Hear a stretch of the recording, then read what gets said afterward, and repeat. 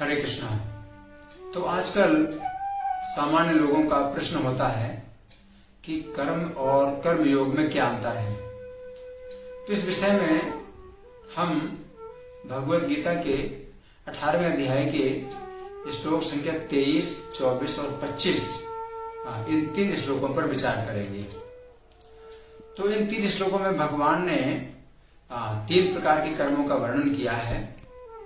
श्लोक संख्या 23 में भगवान सतोगुणी कर्म बतलाते हैं और श्लोक संख्या 24 में भगवान रजोगुणी कर्म बतलाते हैं और श्लोक संख्या 25 में भगवान तमोगुणी कर्म बतलाते हैं।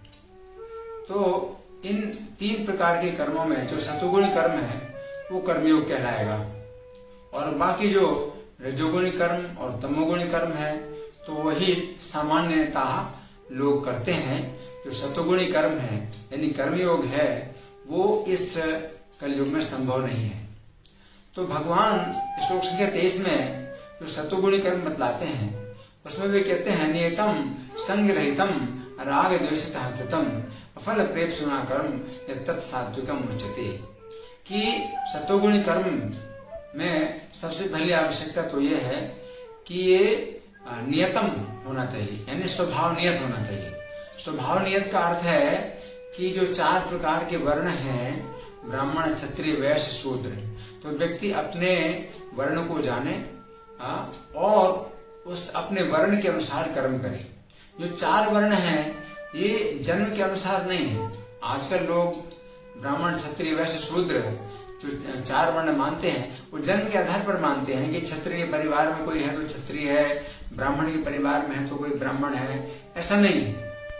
तो जो 4 प्रकार के वर्ण हैं वो भगवान ने बतलाया है गुण कर्म विभागशः कि उनके जो स्वाभाविक गुण होते हैं उनके अनुसार ये 4 प्रकार के वर्ण हैं।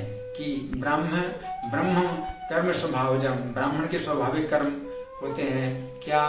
तपस्या करना, अध्ययन करना और शास्त्रों का उपदेश करना, पूजा करना, ये ब्राह्मण के स्वाभाविक कर्म होते हैं। क्षत्रिय के स्वाभाविक कर्म क्या है?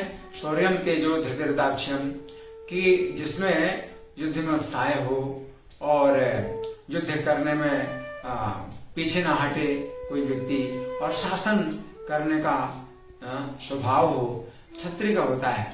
जो वैश्य होता है उसका जो स्वभाव होता है वो व्यापार में ज्यादा उसका मन लगता है या खेती में लगता है। तो कृषि गोरक्षा वाणिज्यम, तो व्यापार या गोरक्षा या खेती, तो ये वैश्य कर्म स्वभावजम। और जो शूद्र होता है तो उसका मन लगता है परिचर्यात्मकम कर्म, शूद्र स्वभावजम, परिचर्यात्मक कर्म, जो आज्ञा दी जाए उस प्रकार का काम करना, तो ये शूद्रों का कार्य। तो ये जो 4 प्रकार के वर्ण हैं ये भगवान ने स्वभाविक बताए हैं कि ये स्वभाव के अनुसार होते हैं, ये जन्म के अनुसार नहीं होते। तो प्राचीन काल के जो राजा होते थे वो 4 वर्णों की स्थापना करते थे अपने राज्य में और ब्राह्मण क्षत्रिय वैश्य शूद्र उन सब की जीविका राजा के द्वारा प्राप्त होती थी। इसलिए कोई भी व्यक्ति जो है अपने स्वाभाविक कर्मों में लग सकता था।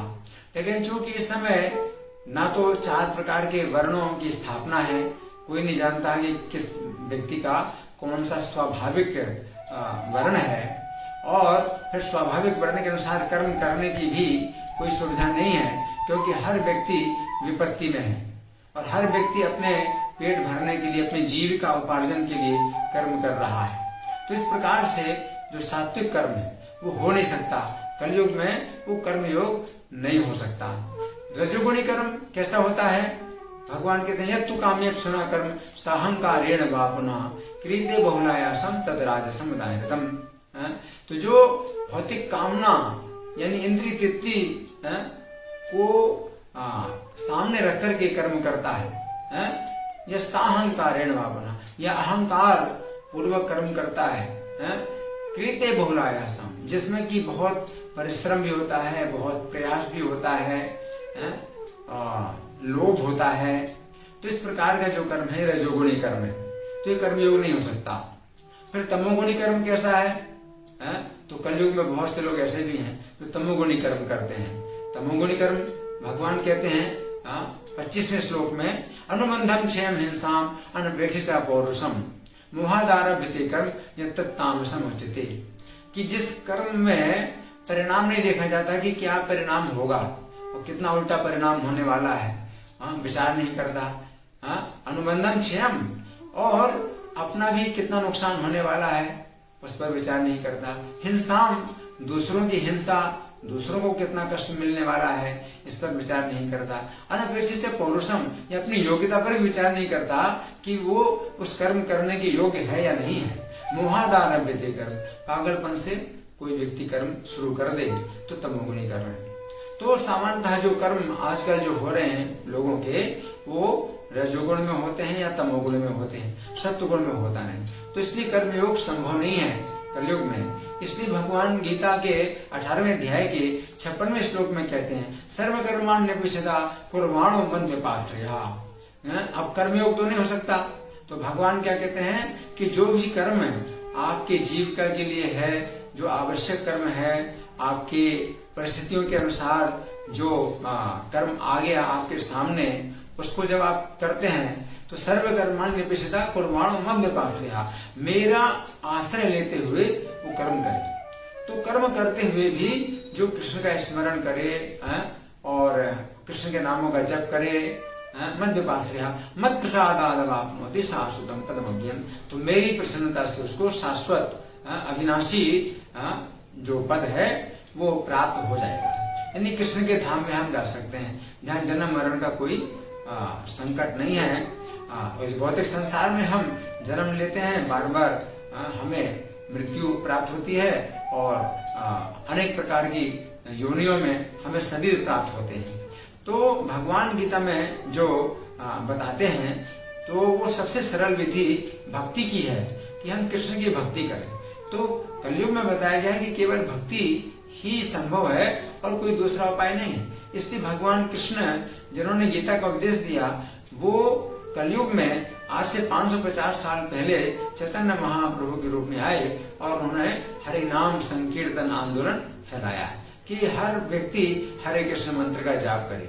तो हरे कृष्ण मंत्र का जाप करके अपनी चेतना को कोई व्यक्ति शुद्ध बना सकता है और इस प्रकार से अपने जीवन को पवित्र करके और काम क्रोध जैसे जो अपने दोष हैं उनसे शुद्ध होकर के और कृष्ण भावना भावित होकर के वो भगवान के धाम में जा सकता है। तो कलयुग में केवल एक ही उपाय है। इसलिए गीता में भगवान 18वें अध्याय के 64वें श्लोक में कहते हैं, सर्व गुह्यतमं भूया शृण्व मे परमं वचा। जो सबसे ज्यादा गोपनीय, सबसे ज्यादा जो छिपा हुआ रहस्य है उसको तुम मेरे द्वारा सुनो। क्यों? इष्टोसी में दृढ़मिति, तुम मेरे बहुत ही इष्ट हो यानी प्रिय हो। ततो वक्ष्यामि तेहतम, तो मैं तुम्हारे हित के लिए मैं बताऊंगा। तो वो क्या है? मन मनाभो मद भक्तो मदयाजी माम नमस्कुरु। तो कृष्ण के कृष्ण में अपने मन को लगाओ। मन मनाभो मद भक्तो, कृष्ण के भक्त बनो।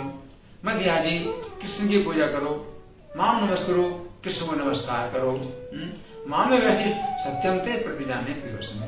तो अगर इतना कार्य करोगे, ये 4 प्रकार के अगर आप कार्य करेंगे तो कृष्ण सत्य प्रतिज्ञा करते हैं कि हम लोग कृष्ण के धाम में जा सकते हैं और कृष्ण के धाम में हमें आध्यात्मिक शरीर प्राप्त होता है जहाँ जन्म मरण का किसी प्रकार का भी संकट नहीं है।